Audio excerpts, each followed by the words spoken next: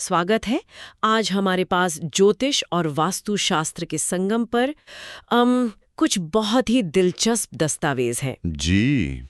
ये एस.एन. पांडे के नोट्स हैं और ये सिखाते हैं कि किसी की जन्म कुंडली का विश्लेषण करके उसके घर में वास्तु दोषों का पता कैसे लगाया जा सकता है। ये वाकई एक बहुत ही अलग नजरिया है ना?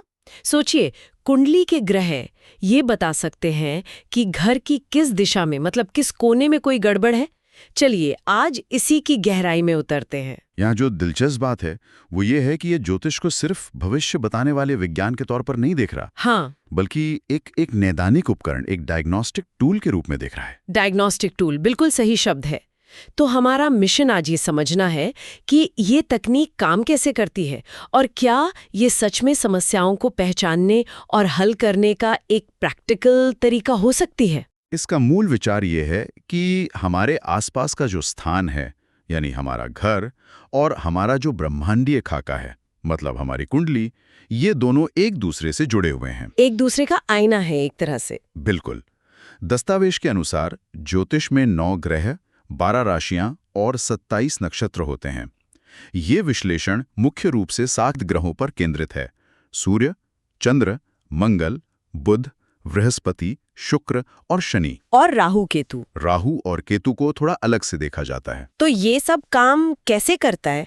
मतलब कुंडली में ऐसा क्या है जो घर में किसी गड़बड़ी की ओर इशारा करता है? इसकी पूरी तकनीक एक बहुत ही अहम नियम पर आधारित है। अच्छा। नियम यह है कि जब भी कोई ग्रह अपनी शत्रु राशि में बैठा होगा, तो वह जब किसी दशा में सक्रिय होगा, अच्छे परिणाम नहीं देगा। शत्रु राशि, इसका मतलब ग्रहों की आपस में दोस्ती दुश्मनी भी होती है? हाँ, ज्योतिषी प्रतीकाद में ऐसा ही मानते हैं।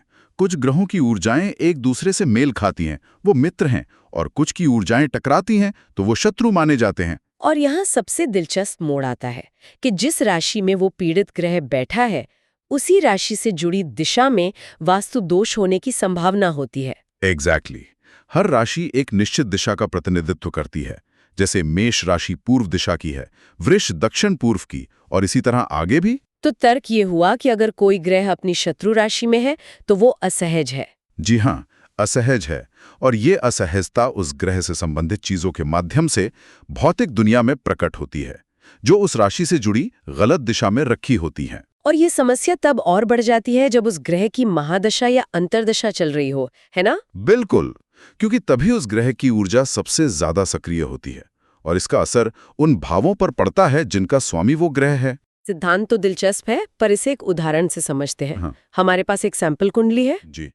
इस कुंडली में चलिए बृहस्पति से शुरू करते हैं। हाँ। बृहस्पति वृष राशि में बैठे हैं। हाँ, और अगर हम तालिका देखें तो वृष राशि बृहस्पति की शत्रु राशि है, क्योंकि वृष का स्वामी है शुक्र। अच्छा, शुक्र और बृहस्पति शत्रु हैं। तो यहाँ बृहस्पति अपने दुश्मन के घर में बैठा है, इसलिए वो पीड़ित है। ठीक है। और वृष राशि की दिशा है दक्षिण पूर्व। हाँ। तो इसका मतलब घर के दक्षिण पूर्व में कोई समस्या है। सिद्धांत तो यही कहता है, पर यहाँ एक और परत है। स्रोत के उदाहरण विश्लेषण में बृहस्पति के लिए उत्तर पूर्व दिशा का उल्लेख है। एक मिनट, ये तो कंफ्यूजिंग है। राशि दक्षिण पूर्व की और समस्या उत्तर पूर्व में, ये कैसे? बहुत अच्छा सवाल है। यहाँ 2 चीजें काम कर रही हैं। एक है ग्रह की तैनाती की दिशा, जो वृष के हिसाब से दक्षिण पूर्व है, लेकिन दूसरी और ज्यादा महत्वपूर्ण है ग्रह की प्राकृतिक दिशा। वास्तु में बृहस्पति की प्राकृतिक दिशा उत्तर पूर्व, यानी ईशान कोण मानी गई है। ओह, तो मतलब हम ये देख रहे हैं कि बृहस्पति से जुड़ी चीजें, जैसे पूजा का सामान या धार्मिक किताबें, उसकी अपनी प्राकृतिक दिशा उत्तर पूर्व में कोई समस्या पैदा कर रही हैं। बिल्कुल। अब देखिए, इस कुंडली में बृहस्पति 11वें और दूसरे भाव का स्वामी है। 11वां भाव मतलब आय, और दूसरा भाव मतलब धन का संचय या परिवार। जी।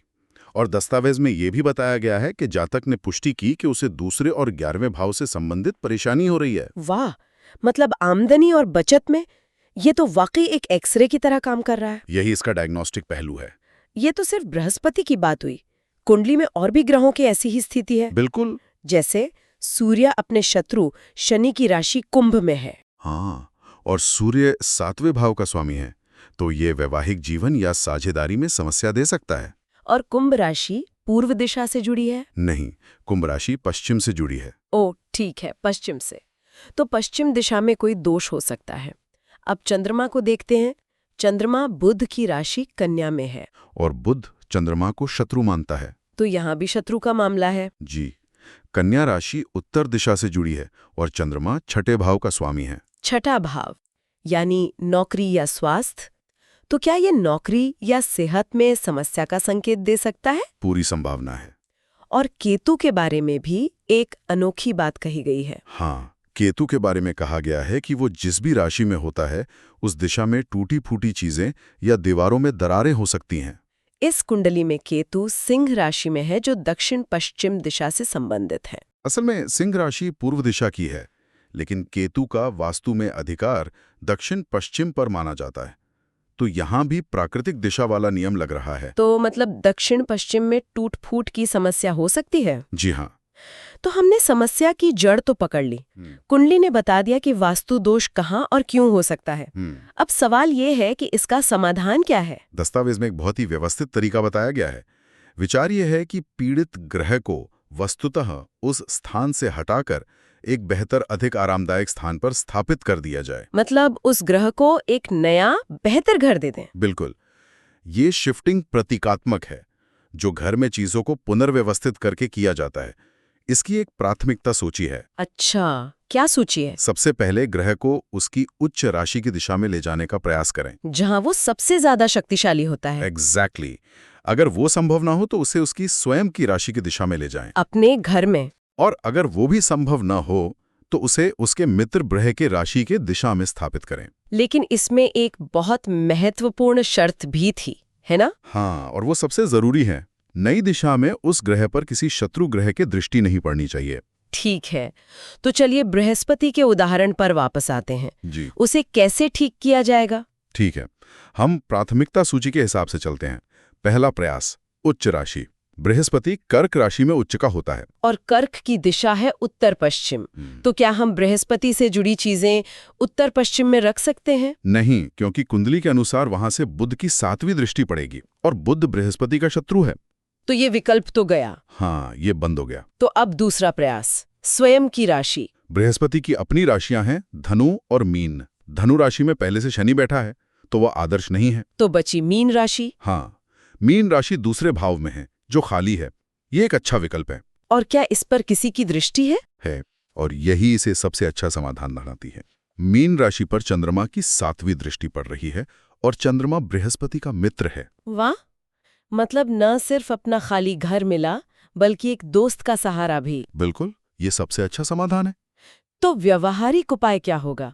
उस व्यक्ति को असल में करना क्या है? उपाय ये होगा कि जातक अपने घर के उत्तर पूर्व दिशा से बृहस्पति की वस्तुएं जैसे सोना या धार्मिक पुस्तकें हटा दें और उन्हें शायद उत्तर पूर्व के ही किसी साफ सुथरे हिस्से में रखें, या फिर जैसा लाल किताब का एक उपाय बताया गया है, 43 दिनों तक मंदिर में चने की दाल दान करें। ये भी बहुत तार्किक है। अच्छा, दूसरे ग्रहों के लिए भी इसी तरह के उपाय बताए गए हैं? जी हाँ। केतु के लिए क्या था? केतु के लिए उपाय सीधा है, दक्षिण पश्चिम दिशा में दरारें ना आने दें, वहां कुत्तों की तस्वीरें न लगाएं और पश्चिम में गणपति की तस्वीर लगाएं।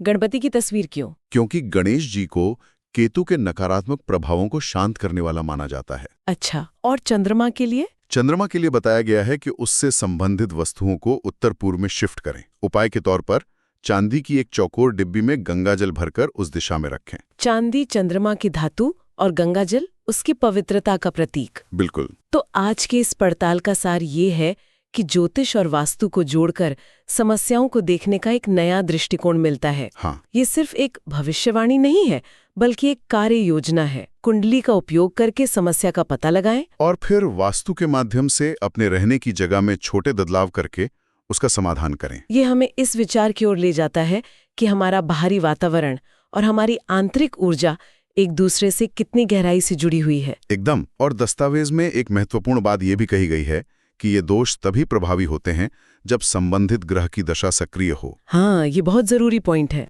ये एक विचार छोड़ जाता है, क्या हमारे जीवन में कई संभावित समस्याएं हमारी कुंडली और हमारे घर में सुप्त अवस्था में पड़ी रहती हैं? मतलब एक तरह के स्लीपर सेल की तरह। हाँ, बिल्कुल। और केवल सही समय यानी दशा आने पर ही वो सक्रिय होती हैं। ये इस बात पर सोचने को मजबूर करता है कि हम अपने वातावरण के प्रति कितने सचेत रह सकते हैं। जी, क्या हमारे ये जिंदगी की कई बड़ी समस्याएं, चाहे वो रिश्तों की हों या करियर की, हमारे ही घर के किसी कोने में सही वक्त का इंतजार कर रही हैं? और अगर ऐसा है तो क्या हम उन्हें जागने से पहले ही शांत कर सकते हैं? ये एक बहुत गहरा सवाल है।